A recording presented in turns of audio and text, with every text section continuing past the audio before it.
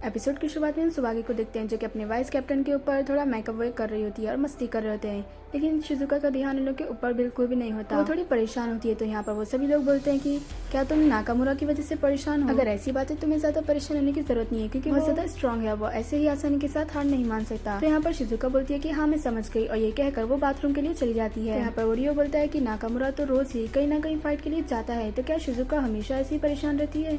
और दूसरी बात, जब वो सभी लोग फाइट के लिए जा रहे थे तो वो थोड़ा अजीब बिहेव करे थे, इसका मतलब शिजुका का इस फाइट से कुछ तो लेना देना है। तो यहाँ पर सुबाकी बोलती है कि शिजुका बहुत ही अच्छी लड़की है, वो अच्छा गाना भी गाती है, और ऐसी लड़कियों के कुछ न कुछ तो सीक्रेट्स रहते ही हैं। तो यहाँ पर सुबाकी नोटिस करती है कि अभी तक शिजुका वापस नहीं आई, लेकिन हम यहाँ पर शिजुका को देखते हैं जो कि वहाँ से भाग चुकी होती है और वो नाकामुरा के पास ही जा रही होती है। फिर हमें वही फाइट का सीन दिखाया जाता है जहाँ पर नाकामुरा के पूरे भी मेंबर्स बहुत बुरी तरीके से थक चुके थे।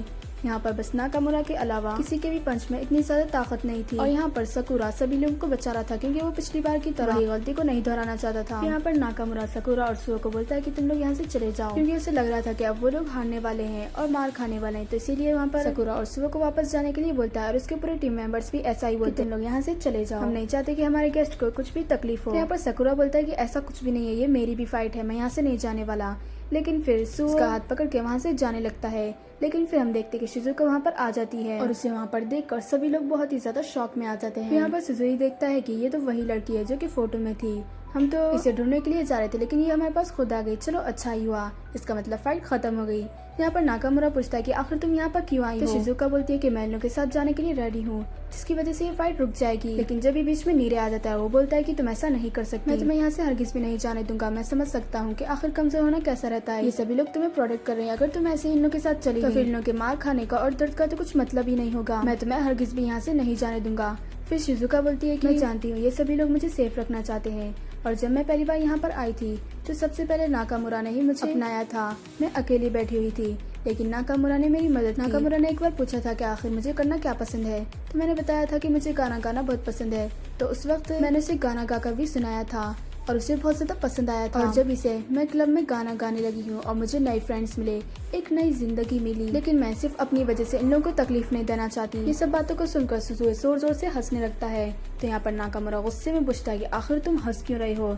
तो ये बोलता है कि हंसने वाली तो बात है, कितनी बेकारी की बातें हैं ये। और तो और ये लड़की वहीं से जहाँ से हम लोग आए हैं, यानी कि शिजुका भी सुनाबा से है। ये वहाँ पर अकेली रहती थी, उसके कोई रिलेटिव्स भी नहीं थे, और ये वहाँ पर झाड़ू पोछा का काम करती थी। एक वक्त अमीर पर्सन वहाँ पर आया और उससे खरीदने की बात कर रहा था, लेकिन वो वहाँ से भाग गई। और सुनाबा के लोगों पर ये सपनों वाली बातें बिल्कुल भी अच्छी न दिखती। यहाँ पर ये ऐसी ही बातें कर रहा था कि जब वहाँ पर नाकामुरा उसके ऊपर अटैक कर देता है, लेकिन सुजुने के और दूसरे भी लोग नाकामुरा को पकड़ लेते हैं। तो यहाँ पर सुजुने बोलता है कि देखो यहाँ पर आ जाओ, अगर तुम यहाँ पर आ गई तो ये सब कुछ रुक जाएगा। ये सुनकर शिजुका उसकी तरफ भागने लगती है। तो यहाँ पर सकुरा भी शिजुका के पीछे जाता है। यहाँ पर सकुरा के अलावा सभी लोगों को हर किसी ने पकड़ कर रखा था। यहाँ पर सकुरा उसको रोकने वाला था कि जब भी वहाँ पर नीरी और किरियो आ जाते हैं और सुबह की भी पीछे से आ जाती है। वो बोलती है कि शिजुका आखिर तुम कहाँ पर चली गई थी, तुमने तो हमें डरा ही दिया।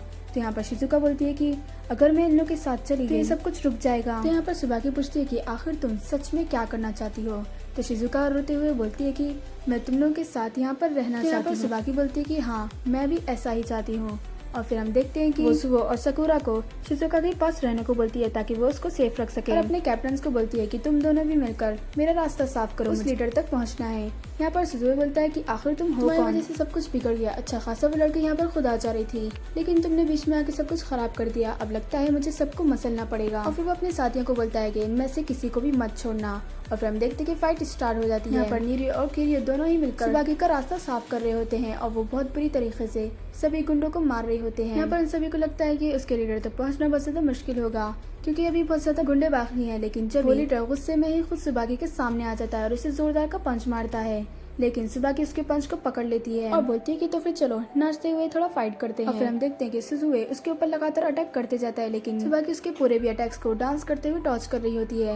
यहाँ पर सुजुए बोलता है कि हम लोग तुम्हें नंबर से ज्यादा हैं, लेकिन फिर भी तुम लोग हमारे अच्छी खासी बराबरी कर रहे हो, इसका मतलब ये है कि तुम्हें अच्छा खाने को मिल रहा है, तो फिर ठीक है हम लोग फाइट करते हैं, और मेरे जीतने के बाद तुम सभी पैसा मुझे दे दोगे। और फिर हम देखते हैं कि वो दोनों फिर से फाइट स्टार्ट कर देते हैं। यहाँ पर वो दोनों ही एक दूसरे की बहुत अच्छी तरीके से मुकाबला कर रहे थे, दोनों ही बराबर एक दूसरे के ऊपर अटैक कर रहे थे और टॉस कर रहे थे। यहाँ पर शिजुका बोलती है कि सुबाकी तो बहुत ज्यादा अच्छा फाइट कर रही है, तो सुबह बताता है कि वो फ्यूरिन के 4 किंग में से एक है, तो वो ऐसा फाइट तो जरूर करेगी। तो यहाँ पर सुजुओ लड़ते हुए बोलता है कि हमें लगा था कि ये काम आसान होगा, लेकिन यहाँ पर तो बहुत ज्यादा मेहनत करनी पड़ रही है।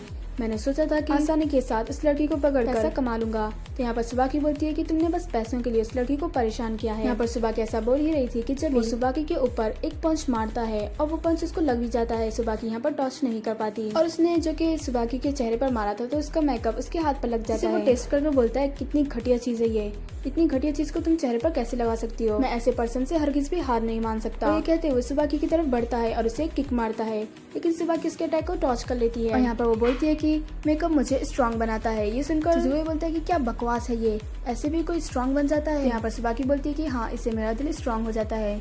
ये सुनकर सुजुए हंसने लगता है और बोलता है कि इसे मेंटल हॉस्पिटल में जाकर छोड़ दो, ये तो पागलों की तरह बात कर रही है, दिल का स्ट्रांग होने से क्या ही होगा। तो यहाँ पर सुबाकी बोलती है कि ये सब चीजें नहीं समझ पाओगे क्योंकि तुम गरीब जो हो। ये सुनते ही सुजुए गुस्से में उसकी तरफ पंच मारने के लिए आता है, लेकिन सुबाकी किक मारकर उसे दूर फेंक देती है और बोलती है अब मैं तुम्हें बताऊंगी कि मैं कितनी ज्यादा स्ट्रांग हूँ। और फिर जब ये एपिसोड खत्म हो जाता है। तो अगर आपको ये एपिसोड पसंद आए तो लाइक कीजिए और सब्सक्राइब करना मत भूलिए। तो मिलते हैं अगली वीडियो में, जब तक के लिए बाय बाय।